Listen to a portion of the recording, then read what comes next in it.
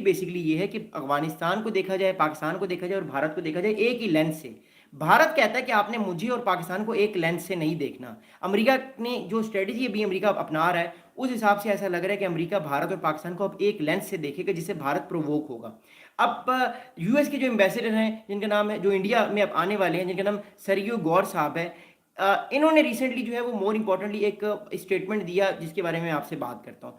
इन्होंने कहा कि Washington and the new Delhi not that far apart on tariffs of a hearing in which he and Trump fellow Republican described warm bilateral। अच्छा, Sergei गौर साहब ने कहा कि भारत का जो मसला इस टाइम जो है वो आने वाले टाइम पे जो है वो जो आने वाले टाइम पे भारत और का मसला है अमेरिका के साथ, ये मसला हल हो जाएगा। ये इतना ये मसला आने वाले टाइम पे जो है वो नेक्स्ट लेवल पर नहीं जाएगा, ये मसला हल हो जाएगा। अगली बात ये की है Bharat US ambassador to India Sergio Gor साहब ने कि I do think that it will get resolved in the next few weeks.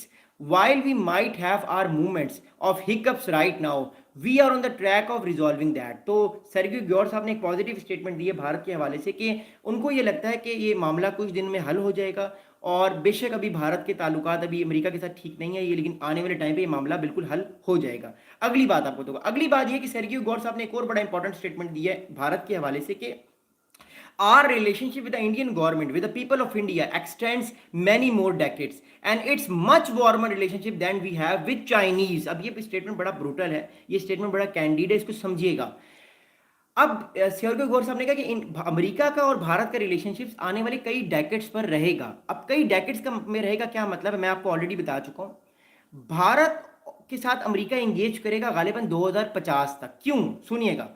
अभी हम 2025 में हैं, ठीक है।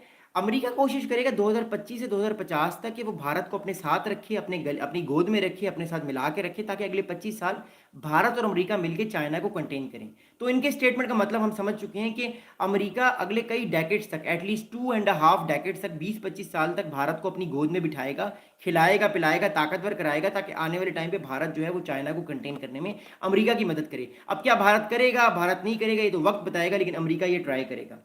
अब आगे ये कहते हैं कि भारत के ताल्लुकात अमेरिका से ज़्यादा अच्छे हैं, चाइनीज़ से ज़्यादा अच्छे ताल्लुकात भारत के अमेरिका से हैं। तो इट शोज़ कि चाइना को ही कंटेन करने के लिए वो गए हैं। और ये जो अमेरिका के एम्बेसडर हैं सरगियो गौर साहब, ये डोनाल्ड ट्रंप के बड़े क्लोज हैं।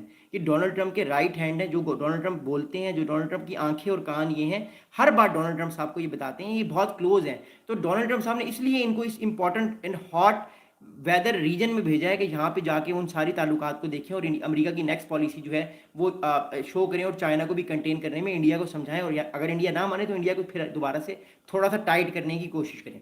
अब इस सारे मामले की इंप्लीकेशन में जाऊँगा, फिर मैं आपके क्वेश्चन के आंसर दूंगा, क्योंकि आपने कमेंट्स भी किए। मैं देखिए, अमेरिका चाहता है भारत के साथ ताल्लुकात को स्ट्रेंथन करना, स्ट्रॉन्ग करना, हम सबको पता है।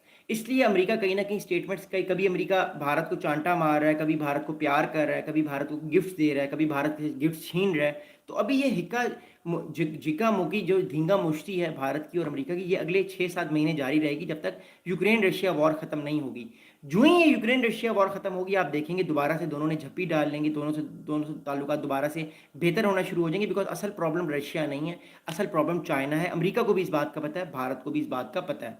आज आपको इंपॉर्टेंट न्यूज़ बताऊं, भारत एक और भी चीज़ को बड़े गौर से देख रहे हैं। चाइना ने आज अपना तीसरा एयरक्राफ्ट कैरियर जो है वो भी लॉन्च कर दिया है। मैं उस पर रात को वीडियो बनाऊंगा कि वो तीसरा एयरक्राफ्ट कैरियर वो बेसिकली है क्या, उसकी क्या कैपेबिलिटीज़ हैं, उसमें साइबर सिक्योरिटी, साइबर डिफेंस, बहुत सारी चीज़ें हैं। बड़ा modern day world aircraft carrier है। भारत भी इस चीज़ को बड़े गौर से देख रहा है। सो ये सारी चीज़ें भी, ताइवान भी बड़ा परेशान है इन सब चीज़ों को लेकर। तो ये बहुत सारी चीज़ें हो रही हैं। दूसरी तरफ जो ग्लोबल ट्रेड इम्पैक्ट है, जाहिर बात है भारत एक बड़ी इकॉनमी है, चाइना भी बड़ी इकॉनमी है। अगर यूरोपियन यूनियन ने भारत और चाइना पे टैरिफ लगा दिए, जो कि मुश्किल है, अगर लगा दिए, तो फिर भारत और चाइना में जब डिस्ट्रप्शन आएगी, लाखों लोगों की जॉब्स जाएंगी, तो जाहिर बात है यूरोपियन यूनियन को भी नुकसान होगा, अमेरिका को भी टेंशन आएगी। लेकिन अमेरिका फिलहाल अभी ट्रेड की तरफ फोकस नहीं कर रहा, वो जियो पॉलिटिक्स की तरफ फोकस कर रहा है। बेसिकली ट्रेड तो एक बहाना है, असल मकसद है कि चाइना को कंटेन किया जाए भारत पर प्रेशर डाल के। तो ये बड़ी इंपॉर्टेंट चीज़ है। मोर इम्पॉर्टेंटली अमेरिका, आप सबको पता है कि काउंटर बैलेंसिंग करने की बार बार कोशिश कर रहा है। अभी वो पाकिस्तान को भी दाना डाल रहा है कि मैं तुम्हारे साथ भी हो सकता हूँ, तुम बस कोशिश करो सी पैक को ज़रा स्लो कर दो। लेकिन पाकिस्तान भी ये नहीं कर सकता। मैं आपको ऑलरेडी बता चुका हूँ कि पाकिस्तान भी इस ग्रेट पावर पॉलिटिक्स में आ चुका है। अफगानिस्तान के तालिबान भी आ चुके हैं, पूरा सेंट्रल एशिया आ चुका है। तो ये ग्रेट पावर पॉलिटिक्स अमेरिका और चाइना की जो है, इसमें बहुत सारी कंट्रीज़ और भी आ चुके हैं।